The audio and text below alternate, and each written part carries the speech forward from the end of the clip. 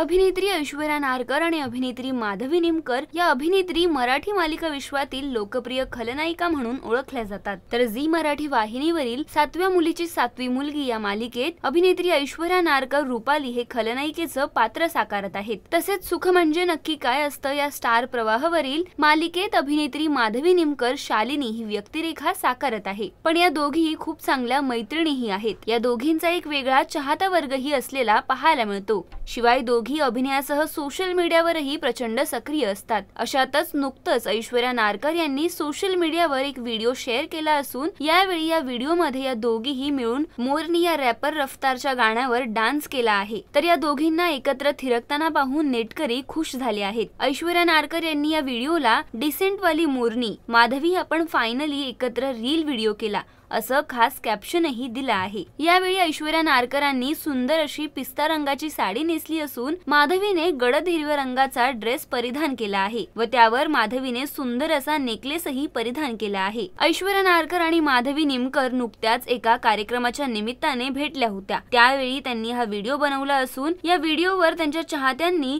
दोन सुंदर अभिनेत्री आणि योगा मास्टर्स एकाच फ्रेम मध्ये, दोन गोंडस अभिनेत्री विरोचक आणि शालिनी अशा अनेक कमेंट्स केल्या आहेत। तर काही कलाकारांनी देखील कमेंट करत त्यांचं कौतुक केलं आहे।